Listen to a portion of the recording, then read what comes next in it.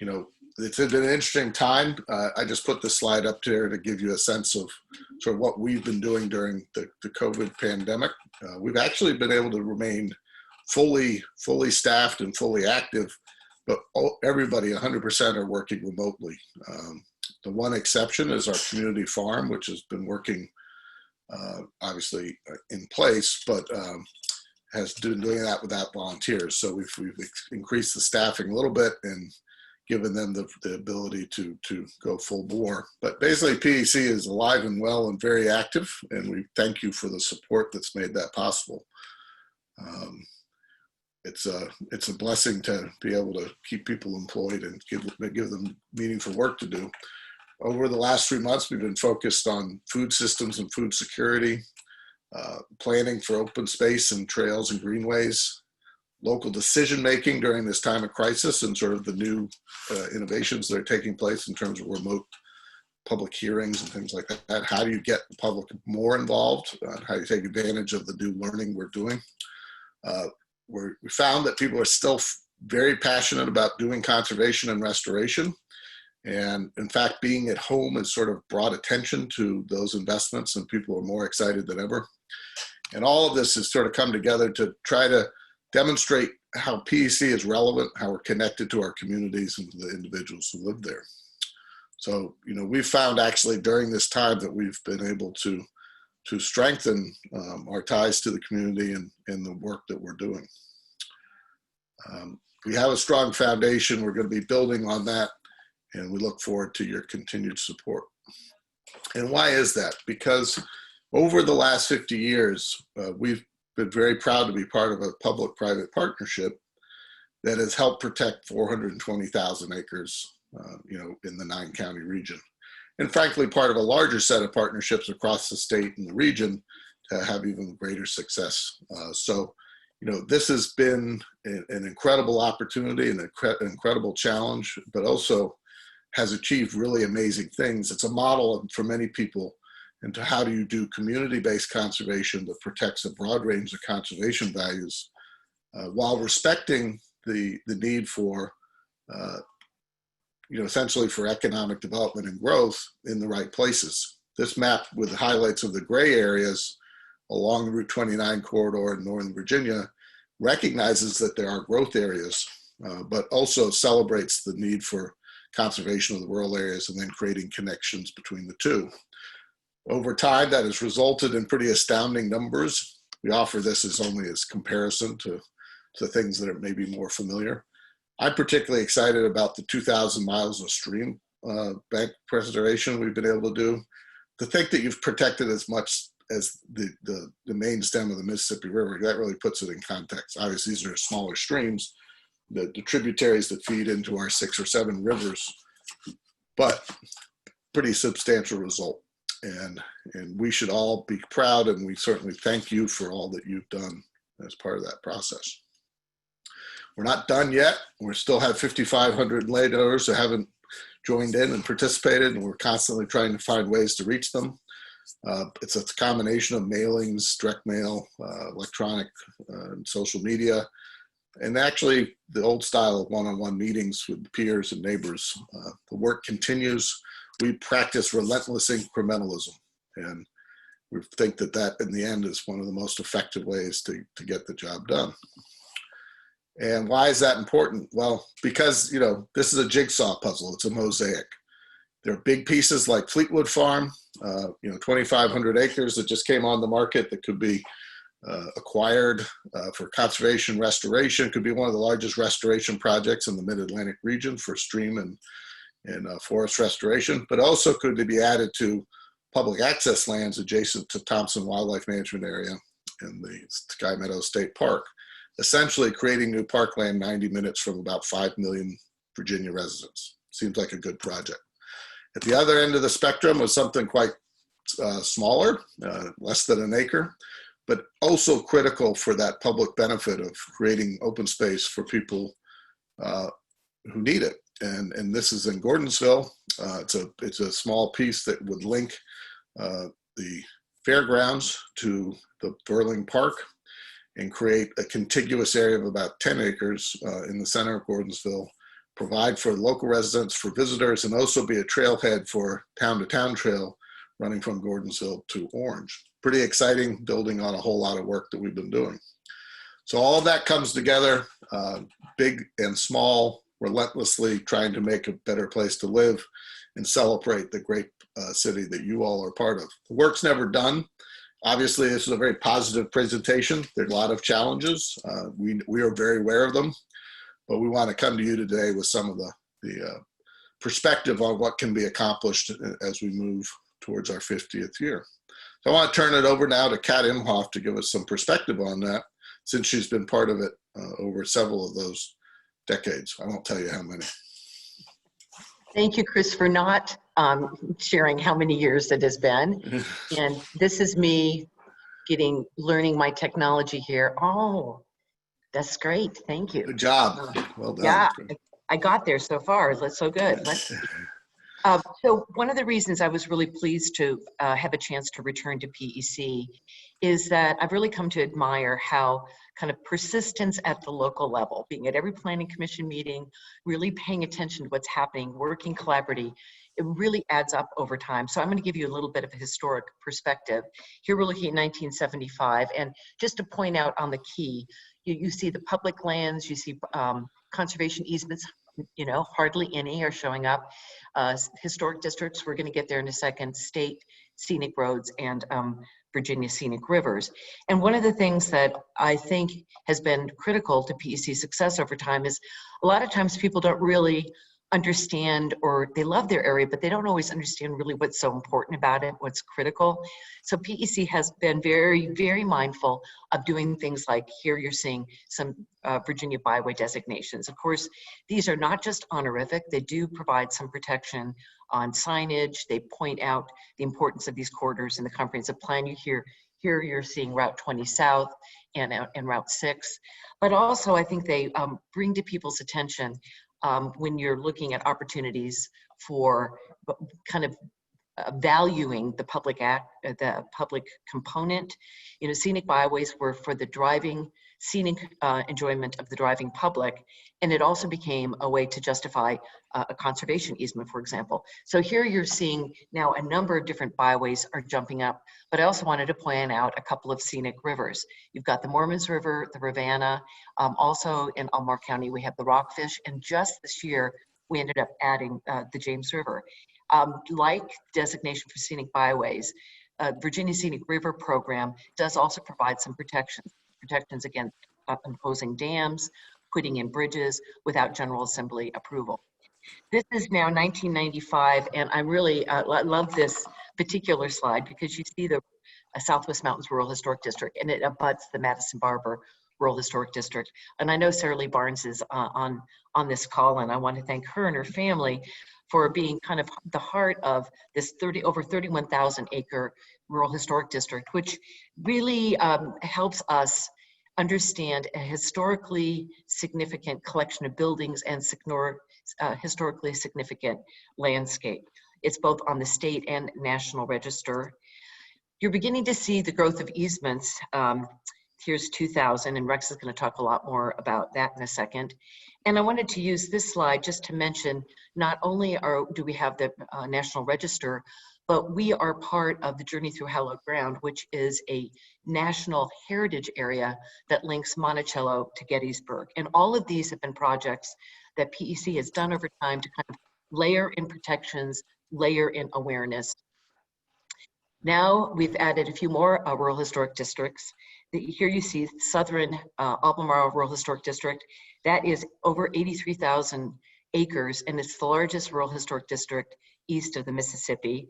And I shouldn't miss out also pointing out, here we have the Greenwood Afton Rural Historic District, which is a little over 16,000, and Cobesville, which is our smallest but not insignificant, 1,300 acre easement.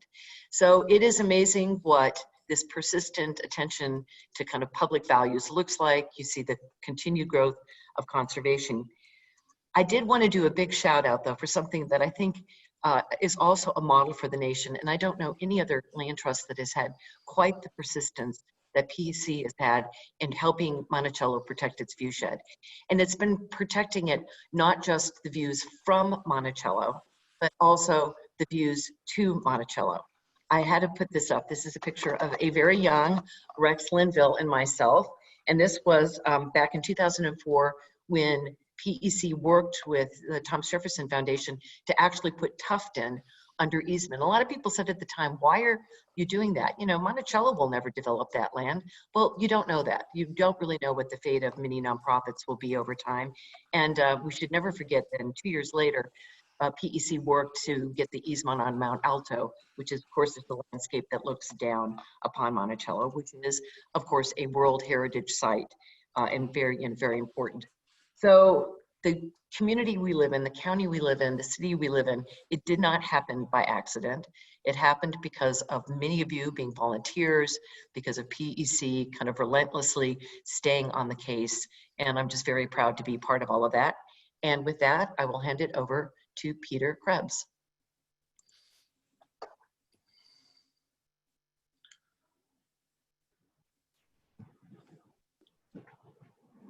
Kat. Thanks, Kat. Thank you. Great.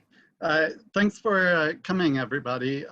Good morning, good midday, whatever we shall call it. I'm Peter Krebbs. Now, today you're going to hear a lot about farms, forests, natural systems, things that we depend on to live. But of course, the conservation project we're all engaged in and our climate goals will not be attainable unless we give people a great place to live. Okay, great. And when we talk to Charlottesville and Albemarle residents about what it means to be a great livable community, they're very consistent in saying they want everyday access to the outdoors, natureful communities that are very connected, where you can easily get to shopping, jobs, etc., without walking, without driving. So PEC hired me back in 2017 as part of a joint grant with the Thomas Jefferson Planning District Commission to envision and actualize a comprehensive network of walking and biking connections in Charlottesville and Albemarle County. You notice on this map that there's no city-county line, and that's how people live, and that's how we're approaching our work. We reached a major milestone last year with the release and approval of the Jefferson Area Bicycle and Pedestrian Plan, which lays out 50+ projects that are going to enhance connectivity, connect people to resources, and most importantly, create healthier communities. So some of these projects are known to you, and some of them are going to deliver tremendous value to the community. This one, for example, is the connector between the city of Charlottesville, which is up here in the upper right corner, and gigantic Biscayne Run Park, which is slated to be open soon. We've been working with the homeowners associations in between, primarily 2 of them, Foxcroft and Mill Creek, about granting an easement for the county to create sorry, my computer is asking for updates. A safe connection that's appropriate for not only walking and biking, but pushing strollers for seniors, for everybody to use. And that's an exciting project. Another longstanding community priority is connecting Charlottesville to Monticello, PVCC, and the neighborhoods beyond. As Chris mentioned, we work at a variety of scales there. Some of them are not these gigantic landscape scale. Some of them are much more intimate. So this slide is showing a project we're working on with the Fifeville neighborhood to connect Tonsler Park to a nearby low-income housing neighborhood. Now, kids in this neighborhood can easily see Tonsler Park from where they live, but they have to walk half a mile plus on some much more dangerous streets to get there. We're working with the neighborhood, residents, city, and a variety of, and the landowner in between to create a direct trail connection between the neighborhood and the park. We're having these conversations at multiple different levels. So We've been working with the planning district to get the city, county, university, VDOT, and others to cooperate much better. And that's been very systematic. We've been hosting large events. So in the upper right corner, we have Chuck Flink, who literally wrote the book on greenways. On the upper left, we have Charles Brown, who is probably the nation's leading expert on the intersection of equity, race, and bicycle pedestrian planning. We've been having different kinds of events, also very unique, like a hip hop charrette. And most significantly, we've been not waiting for people to come to us. We've been going to places where people live and where they're comfortable and hearing from them on their turf and their terms. So here's just an example of that. This is a slide of our work with the Boys and Girls Club on that Tonsler Park project. And some of our events are super fun. Like this is our Mardi Gras bike ride back in February. Shout out to Chip, who's in the audience, for sharing a king cake or two of them, which were a big hit. These events are targeted actually not to the Lycra wearing set, but to novice or hesitant cyclists who would like to get into biking, but have various concerns. A primary one of which is not wanting to be alone, so we're bringing them company. Now, after Mardi Gras, we couldn't host events anymore because of COVID-19, but we're still connecting with the riders. So the next scheduled event was the public art bike ride, and we took it virtual. So here's a map that's a downloadable mobile app where people can click on the stars and get information about the artwork on their phone. One of the super fun things about my job is that it's all research, going for walks with people, hanging out with kids, it's all research, but we're actually very methodical about it. So this is from our Walk, Ride, Run survey that was exploring barriers that people have to walking and biking. And so both, as you see here, both men and women are primarily concerned about getting hit by a car. But you also see that women have a host of concerns that men don't necessarily share. So who we listen to and how we listen is incredibly important. And sometimes the answers are surprising to us. I'm gonna close with just a quick story. So we're gonna rewind back to Chuck Flink coming back in 2017. Before his speech, we took him to breakfast with some county officials and some business leaders, including some folks from Willow Tree Apps. And Chuck was talking about how greenways and connections and access to nature add value to communities. And that resonated with the Willow Tree folks and the county folks, to the extent that instead, when Willow Tree was considering moving to the county, instead of asking for a tax break, they asked for a pedestrian bridge, which had been a long-standing community priority that wasn't going anywhere until the business community got involved.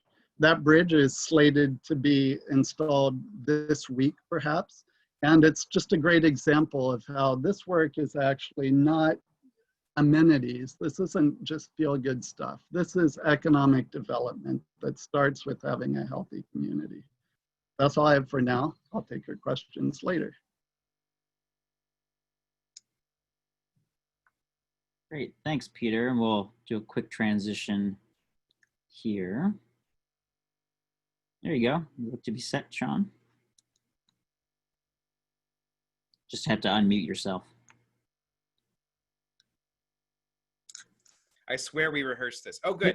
I can hear you. Marco has unmuted me, which is good because I definitely need prompts and cues such as that. Thank you, everybody, for joining. I'm Sean Tubbs, and thanks to Peter for the work that he's doing. The intersection between the urban area and the rural area is a lot of what attracted me to wanting to be in this position, and I have now been here for 2 years. And completing that vision of rural and urban and connecting them is part of the PEC mission and something I'm really glad to be part of.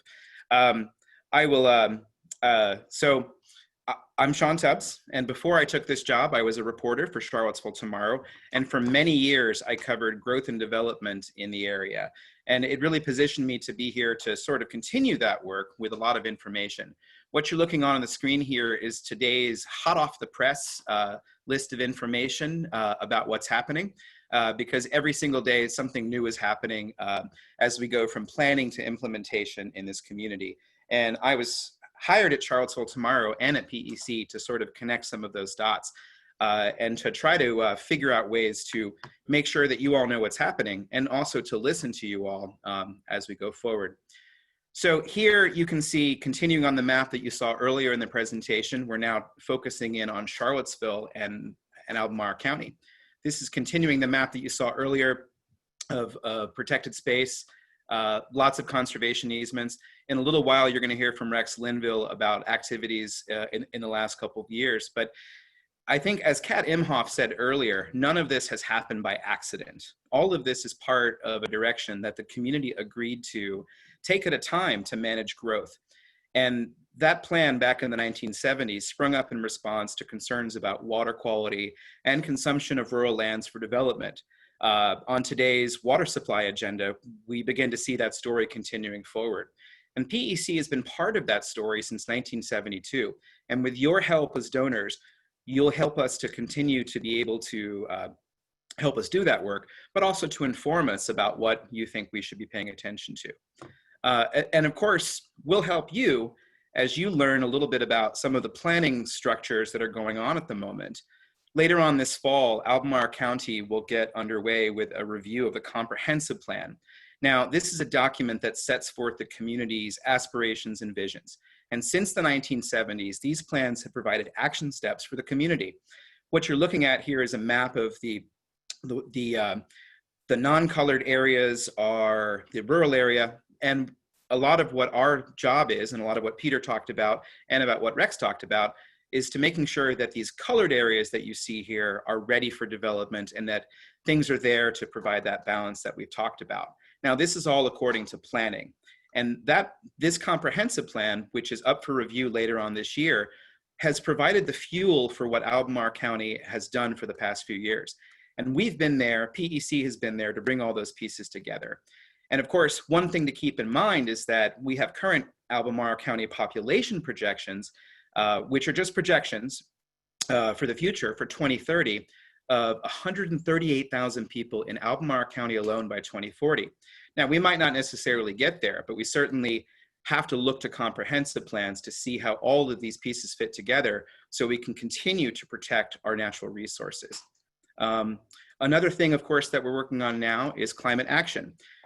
This is very important, and for many of you have followed both our work over the last 48 years, is how the issues that we've already worked on, how do things like land conservation and translate to carbon sequestration? Well, we're at the table to make sure that the creation of this plan leads to educational efforts about the work that Albemarle has already put in place. And that helps us look forward to see what we need to protect. There's a lot of room for PEC to coordinate a lot of the conversation. What we must do, and what we need your help to do, is to build a coalition of people who can come together when there are threats to the rural area. Because those threats are threats to the environmental measures that were already put in place in the past. And of course, we have some of those threats. What you're looking at here is the construction of a massive entertainment complex on top of a hill off of Dick Woods Road in Western Albemarle. Now, this is for a proposed winery whose owner has played hard and fast with the rules. Now, as you can see here, this is a massive structure. And this is an issue that we're currently working on, and the developer is claiming an agricultural exemption. Now, let me be clear, PEC supports wineries and the ability for their patrons to enjoy the landscape that is there. That landscape in Albemarle County is there because of the protections and the environmental stewardship that have already been in place. But we continue to be involved with issues such as this to sort of help inform you, and also to, as you hear events, situations like this, bring them to us. But of course, there are other issues that are related. What you're looking at now is two examples of fill dirt and construction in the community. I'm happy to answer more questions about these details. As you can see, there's so much going on. Now, these are two examples of what you can see as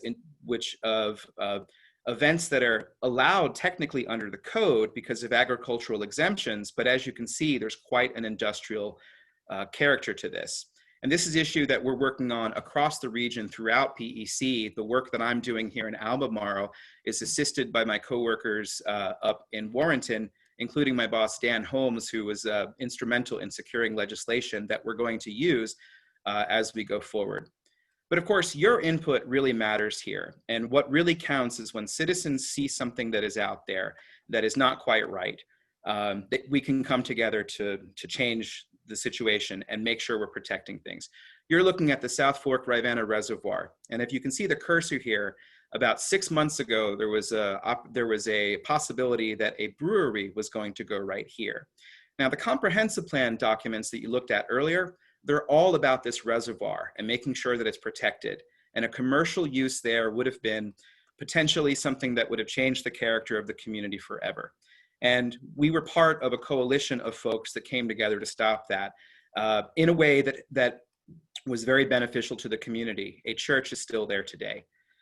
But we also are there today. Now, in the COVID-19 times that we're in currently, there are still issues. Land use issues are still going on. And a very long-standing issue, at this map, you're looking at eastern Albemarle along I-64. And the orange parcel that you see here is a gas station that we helped make sure that the public was empowered and engaged and empowered to make sure that situation resolved in a way that satisfied the comprehensive plan.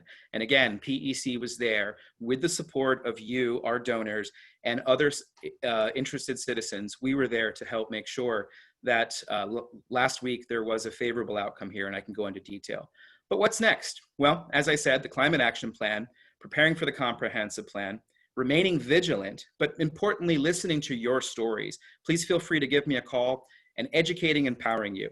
Now I'm going to turn this over to Rex Linville, who will continue the presentation, and thank you so much for your time. I look forward to working with you.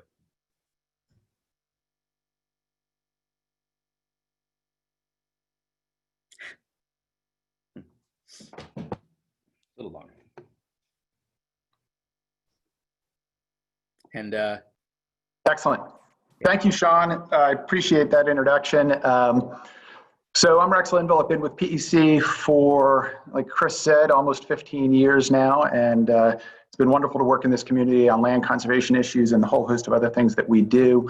One of the things that I want to touch on is just the important linkage between land conservation and local food. My colleague, Matt Coyle, is going to talk about the local food component in a bit.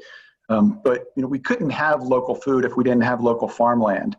And in fact, the American Farmland Trust recently came out with a report that showed that Virginia, over basically the 15-year period from 2001 to 2016, lost about 340,000 acres of farmland. That's about 4% of the entire agricultural land base in Virginia. And in fact, Virginia ranks as one of the top 10 states in the nation as far as farmland lost per person per acre. So for every person added to the Commonwealth between, I think it was 1982 and 2012, we lost about 40 acres of farmland. So growth and development is impacting our local farmland base, and that has implications for our ability to be a resilient community that can react to distributions at the national and international level in terms of supply and production of food. So by preserving our local land resources, we are helping make sure that this community is more sustainable and more resilient when unexpected things like the pandemic, the COVID-19 pandemic, come about. So what is our status of local protected land here in Albemarle County? We are the second most highly protected county in the Commonwealth of Virginia, over about 107,000 acres of Albemarle County. Basically everything you see in dark green on this map has been permanently protected by private landowners in the community. Just last year was one of our best years. We had up here, and if you can see my cursor, up in the northeast part of the county, a large property was protected actually by one of our board members and his wife, put that big piece under easement. And then this big collection down here was a project that I've literally been working on since I started here at PEC, where this land was originally owned by Midwest Vaco, and then was purchased by Jim Justice. And I had worked in partnership with the Nature Conservancy when it was owned by Midwest Vaco, and then directly with the Justice Companies for a number of years, eventually resulting in their putting 4,500 acres of this land under easement. And at the same time, about 1,000 acres adjacent to it went under easement by the University of Virginia Foundation. And then a number of smaller properties throughout the county. So that was just last year. We added that almost 6,500 acres to our protected land base in Albemarle County. Just sort of honing in on sort of the role we played in that justice project, we don't hold that conservation easement. We really worked to facilitate the transaction, and I worked closely with the landowner and with their attorney, with the county as an easement holder.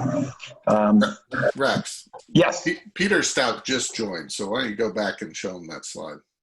He literally just came in the room. Yeah, so I was just talking about local protected land in the county and saying that, thanking Peter Stout, one of our board members, for the protection of about a 900-acre property up in the northwest corner of the county, which was a critical part of our success last year for adding 6,200 acres to our protected land base. And others, there's many others, that are on the call right now that have protected their own properties. And it's really the action of those private landowners that have made this success possible. We would not have it without those voluntary decisions that private landowners in the community are making. So the justice property, basically everything you see in the foreground here is part of that property. Just to put it in context, we are looking kind of to the northwest. If you can see my cursor, that is Monticello right there. And then this is Mount Alto right here. And then just off the map over on this side is where Carter's Mountain is located. So the property is essentially all of this foreground land. 4,500 acres, as I said, 18 miles of streams and rivers that are required to be protected with vegetative buffers. 5.5 miles of road frontage on this property, including Ed Jones Road that runs right through the middle of the property. To the local farmland issue, while this land is not currently cropped for agricultural production, it does have 850 acres of prime agricultural soils and almost 2,500 acres of locally important soils. So it is, protected permanently now and will serve as that base of farmland for future generations and will not be subdivided and developed into the 450 home sites that could have been located on this property. And as I showed on the map, it also protected really important views from Monticello and Carter's Mountain and Browns Mountain. We in fact worked with the landowner to work specific restrictions into that easement that would protect those resources in perpetuity, and worked with the county as the easement holder to do that. We also worked with the city. This is an urban public access project, which is one of the reasons that this is important. We worked with the city and a private landowner and a federal grant source. So again, this is not a project that was where we did the transaction, but we facilitated the transaction and played an important role to help make it happen. So this was 143 acres adjacent to Ragged Mountain Reservoir that will now be open for public access and trails to add to the reservoir lands that the city manages, both for water quality and for public recreational uses. So I had a relationship with the landowner, Chris Ginsick, with the city of Charlottesville, and I had been strategizing to try to figure out a way to protect this property for a number of years. A federal community forestry grant program became available. There was only half the money that we needed to buy this property. So I asked the landowner, would you be willing to donate the balance of that? Basically take $600,000 to sell your $1.2 million property, and you would get tax benefits in exchange, and helped explain those tax benefits. And the landowner decided to do that and help and work with us on the protection of this property. So it's now owned by the city and will be open for public access for generations to come. This is, some of the last remaining open space land, literally 2 miles to the UVA grounds. You can just zip down the road and it's right there. A lot of our conservation work is landowner to landowner work, the work that I do.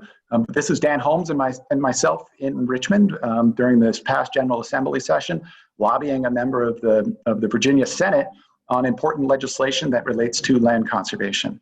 If we don't have the right mix of financial incentives for landowners and the right underlying law, our programs are not going to be robust, and we're not going to be able to protect as much land.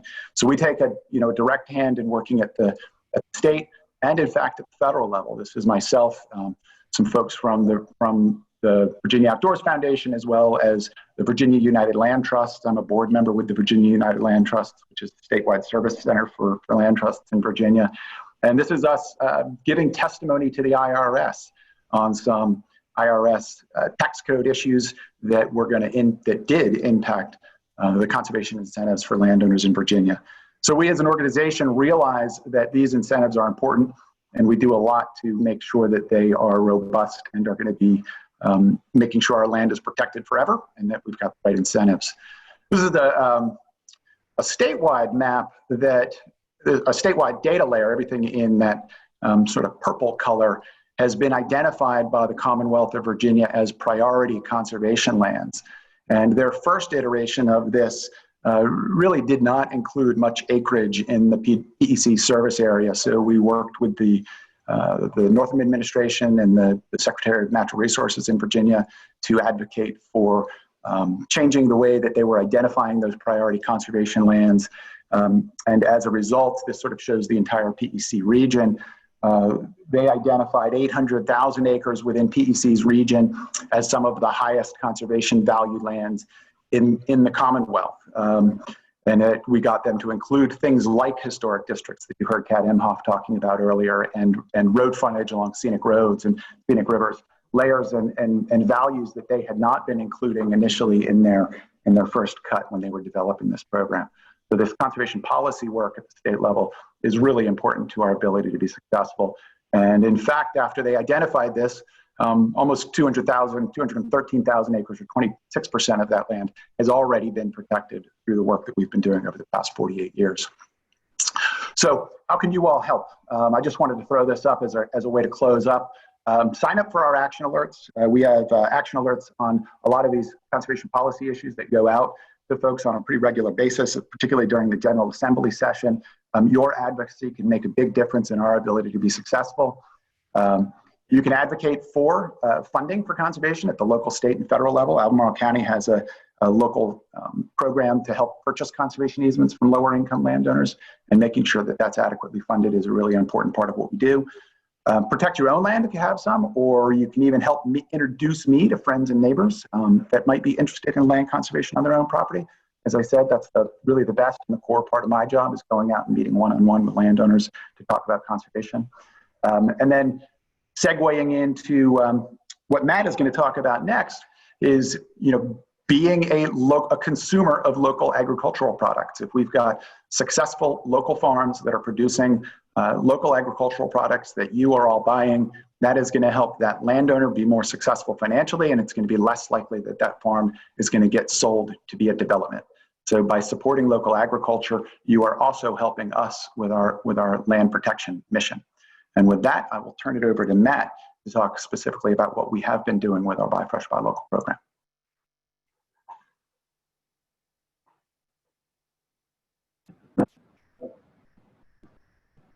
Thank you, Rex.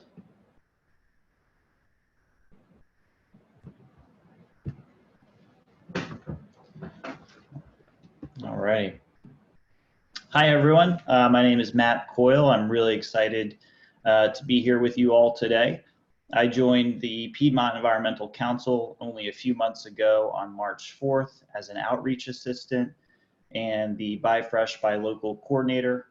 Initially, the bulk of my role here at PEC was to help coordinate and plan in-person events and work a little bit on local food through our Buy Fresh, Buy Local program. With all that has been happening, in-person events having been canceled or postponed, I've been lucky enough to work on almost exclusively Buy Fresh, Buy Local and strengthening our local food system through other initiatives. Before PEC, I started my own online business that sold for more than 45 local farmers and producers online, delivering their products directly to our customers' door. Before that, I worked on a sustainable all grass-fed beef farm in Culpeper County, Lakota Ranch, where I learned the importance of regenerative farming and not just taking care of the animals, but also taking care of the land. I'm very excited to be at PEC to continue to help support our local farmers and strengthen our local food system. And since 2006, PEC has been leading the way in local food for Virginia, sending out a print guide every year to all 3 of our chapters to 90,000 homes and supporting our local farmers in that way. So it's been great for farmers. It's also been great for local food consumers. And if you're wondering how you can find local food, we've launched a new website called buyfreshbylocal.org/Piedmont, where you can use this interactive map and put in your zip code and select a farm or farmer's market, and find one that's in your area that's a part of our Buy Fresh, Buy Local campaign. Charlottesville is in our greater Charlottesville chapter. And this is a long-term strategy that PEC has been working on and continues to work on to support our local farmers in the region and also help our local consumers find local food. There's still more to do, and we look forward to continuing our efforts in Buy Fresh, Buy Local to help build a sustainable local market here in the Piedmont. So this is a market maker. It's a software platform that we've partnered with, where our local farmers can sign up and create a profile like the one you see here that actually allows them to sell online directly to consumers. So we're really excited about it. Please check it out. I'd love to take any questions you might have about this. And while Buy Fresh, Buy Local will continue to strengthen our local food system for the long term, we've been working on a short-term goal, and that is to help our local dairy farmers who have been hit the hardest really during this pandemic. And we want to provide much needed fresh milk to our food banks because they're not getting any right now. And this milk would otherwise go to our school systems if they were open. Local dairies sell to the school system, and it accounts for about 30 to 40% of their sales. So we started this as a pilot with an initial goal of raising $15,000 to support the Fauquier Community Food Bank through the end of the summer with 200 gallons of milk per week. We're thrilled that we accomplished that goal in less than 24 hours with the support of our amazing donors and a $5,000 match grant from the Path Foundation. As you can see here on this map, we've expanded this program. So all the milk bottles here are local dairies that we're sourcing from, plus others in the region. And the shopping carts are the food banks that we're supporting. So since we started this only a month ago, maybe a month and a half ago, we've been lucky enough to raise over $50,000 to support local dairy farmers in PEC's 9-county region, as well as 18 food banks from Clark County all the way down to Charlottesville. We are currently donating over 1,000 gallons of fresh milk from our local dairy farmers every week to those who need it the most right now at our food banks because of our amazing donors. So thank you to any of you who have donated and supported this campaign. These food banks include the Haven, Holy Comforter Food Pantry and Soup Kitchen, and Loaves and Fishes in Charlottesville, Buck Mountain Food Pantry and Covesville Baptist Church Food Pantry in Albemarle County, and Blue Ridge Presbyterian Food Bank and Feeding Green in Greene County. And we should have enough funding to keep this program going for the next 2 to 4 months, and are working with food banks to identify other needs such as eggs, meat, bread, and produce to see if we can expand this program and help other local farms as well. This is by no means a long-term solution to the problems of our food system that we've seen during COVID-19, but it is something that we can do right now to alleviate the hardship that our farmers are experiencing and help those who wouldn't otherwise have access to fresh milk at our food banks. The long-term solution is to continue working with our farmers through Buy Fresh, Buy Local, strengthening our regional partnerships with our farmers and our food organizations, and building a local sustainable food system that works better for everyone.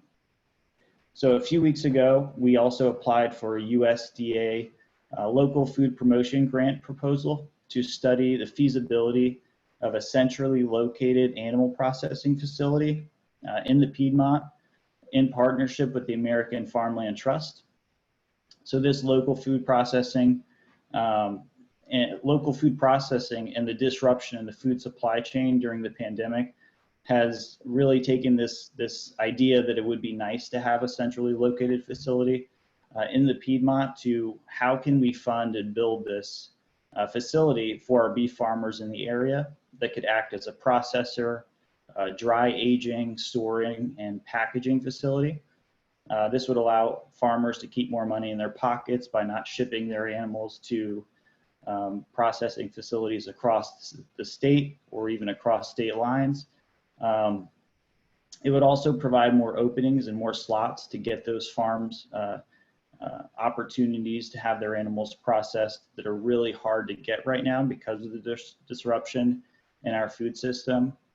And it would create a centrally located place for these farmers to collectively dry age, store, and package their beef, which they wouldn't otherwise be able to afford to build themselves on their own farms. So we hope to continue this solution for our beef and other animal farmers in the years to come.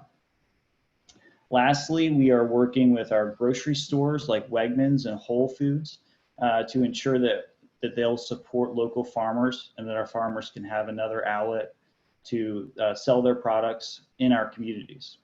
Our discussions are ongoing and have led to the ideas of showcasing local farm products in kiosks in front of the store and helping our farmers market their products better.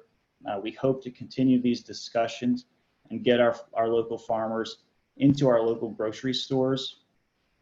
And I just want to say, this is really exciting. I really enjoy working for the Piedmont Environmental Council.